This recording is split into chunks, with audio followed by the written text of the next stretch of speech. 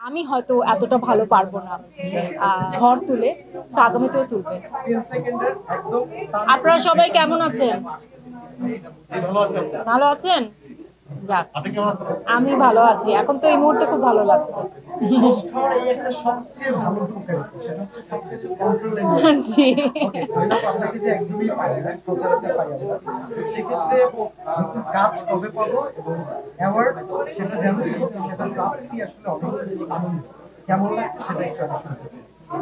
নতুন কাজ তো ভাই আমার ওই একই গতানুগতিক উত্তর, খুবই বোরিং উত্তর। নতুন কাজের এখন পর্যন্ত কোনো খবর নেই। বনলতা সেনের অপেক্ষায় আছি। আমি যতদূর জানি যে এই বছরের প্রথম কোয়ার্টারেই রিলিজ পাবে আশা করি। তো সেটা নিয়ে অপেক্ষায় আছি। আর অ্যাওয়ার্ড তো অবশ্যই সবসময় অনেক বেশি কি বলবো, উৎসাহ যোগায়, আনন্দ যোগায়। তো যারা যারা মনে করেছেন আমি অ্যাওয়ার্ডটি ডিজার্ভ করি তাদেরকে অনেক অনেক ধন্যবাদ। বছরের শুরুটা খুব সুন্দরভাবে শুরু হলো এই অ্যাওয়ার্ড দিয়ে। আপনি দুইজন সুঅভিনেতার সাথে, একজন সুপারস্টার শাকিব খান, একজন গুণী অভিনেতা চঞ্চল, দুইজনের সাথে আপনার অভিনয় করা হয়েছে। জি। আগামীতে আমরা আসলে কার সাথে ভাইয়া আই এম ভেরি লাকি যে আমি আমাদের দেশের এরকম বড় দুজন সু অভিনেতা এবং দুজনেই বেশ বড় সুপারস্টার আমি বলবো। তো দুজনের সঙ্গে আমার কাজ করার সৌভাগ্য হয়েছে। বাট অ্যাকচুয়ালি আমার জন্য যে কোনো, আমি কিন্তু আমার কো অ্যাক্টর কখনো সিলেক্ট করি না। আমি সিলেক্ট করি একটা ভালো স্টোরি, একটা ভালো গল্প, একটা ভালো টিম। সেখানে আমার কো অ্যাক্টর যেই হবে, আমার কখনো ওরকম কোনো সিলেকশন নাই যে আমি অমুকের সাথে কাজ করব বা এর সাথে কাজ করতে চাই। যে কোনো ভালো অ্যাক্টরের সাথে আমি কাজ করতে চাই। নাবিলার নামটাই হচ্ছে একটা মিরাকেল।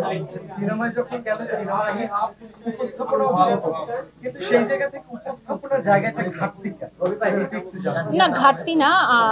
আপনি হয়তো খেয়াল করেছেন কিনা জানি না, আমি এই রিসেন্ট টাইমেই দুটো অনুষ্ঠান অলরেডি উপস্থাপনা করে ফেলেছি। অলরেডি যাচ্ছে টিভি চ্যানেলে। বাট দুঃখের বিষয় হচ্ছে উপস্থাপনায় কম মাঝে আমি কমিয়ে দেওয়ার কারণ, এবং এখনো তাও কম করছি, কারণ ঠিক সেরকম ইন্টারেস্টিং নন ফিকশন হচ্ছে না আমার মতে, যার কারণে দর্শক এখন টেলিভিশনও কম দেখছে, টেলিভিশন অনুষ্ঠানও কম দেখছে, প্রত্যেকটা অনুষ্ঠান দেখতে এক লাগে। সো এটা একটা খারাপ লাগার বিষয় আমার কাছে মনে হয়, যার কারণে আমাকে কম দেখা যায়। সাম্প্রতিক সময় অনেকগুলো সিনেমা মুক্তি পেয়েছে, বিশেষ করে মেহজাবিন সিনেমা। জি জি, আমার দেখা হয়েছে। আর মেহজাবিনের জন্য আমাকে যখনই কোনো ইন্টারভিউতে জিজ্ঞেস করা হয় যে আমার এই সময়ে সবচেয়ে পছন্দের অভিনেত্রী কে, আমি নির্দ্বিধায় তার নাম সবসময় বলে থাকি। সে অসম্ভব দারুণ একজন অভিনেত্রী এবং সে যেটা করে মাঝে মাঝে আমি খুব অবাক হয়ে যাই কিভাবে পারে। আমি হয়তো এতটা ভালো পারবো না, বা ওর মতো করে আসলেই কে পারবে। আমি মাঝে মাঝে এই প্রজন্মের জায়গা থেকে মাঝে মাঝে আমি খুব চিন্তায় পড়ে যাই। তো সে দারুণ, তার অনেক কাজ আমরা দেখেছি। আর প্রিয় মালতীতে সে যে অভিনয়টা করেছে বা যাই করেছে সেটা আমাকে খুব বেশি সারপ্রাইজ করেনি, কারণ এটাই এক্সপেক্টেড ছিল তার কাছ থেকে। শাকিব খানের হিট সিনেমার দরদটা এসে কিছুটা হলেও ঝিমিয়ে গিয়েছে।